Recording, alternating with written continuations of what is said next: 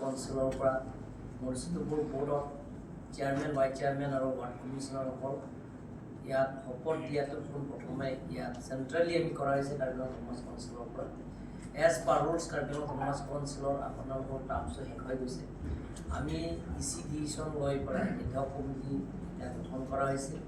এই এডহক কমিটিৰ ৰুলছত আমাৰ কাউন্সিলৰ যিটো ৰুলছৰ মতে আমি গঠন কৰা হৈছে।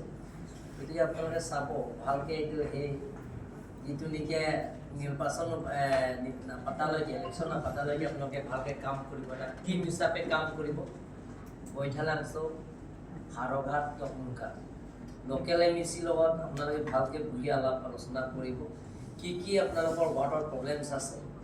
অহা মাহত জয়ন্তমূলক বৰুৱা তেখেতে মই কথা পাতিলোঁ, তেখেতে আৰ্বান ডেভেলপমেণ্ট মিনিষ্টাৰ তেখেত আহি আপোনালোকৰ কি অসুবিধা আছে যাতে নেক্সট নিৰ্বাচন পাতিলে বাৰিষা পাৰ হোৱাৰ পিছত যেতিয়া নিৰ্বাচন পাতিব ইলেকশ্যন হ'ব তেতিয়া যাতে গোটেইখিনি ৱাৰ্ড যাতে জিকিয়াই যাতে দিল্লী চিফ মিনিষ্টাৰ নিচিনা চিফ মিনিষ্টাৰ হৈ থাকোঁতে তেওঁ আম আদমি পাৰ্টি আৰু তেওঁ নিজেই টিকেট দিছে কিন্তু নিজে হাৰি থাকে।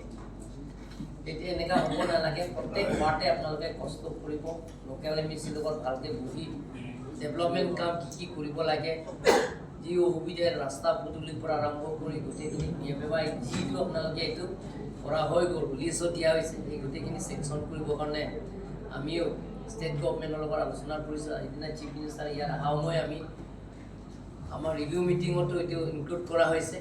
গতিকে এইবিলাক আপোনালোকে পাব, চিন্তা কৰিব নালাগে। আৰবান এৰিয়া যিমানখিনি আছে সেইটো আপোনালোকে এটা আৰবান এৰিয়া 3 লাখ সেইটো PMGS পায়।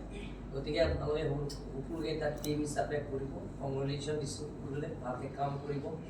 যি অসুবিধা আছে আমি এটা কাউন্সিলৰ পৰা আকৌ মাতিম, মিনিষ্টাৰো থাকিব, একেলগে বহি এম.ই.চি.বিলাক থাকিব, আপোনালোকৰ অসুবিধাবিলাক দূৰ কৰি ভালকৈ চলাব দেই।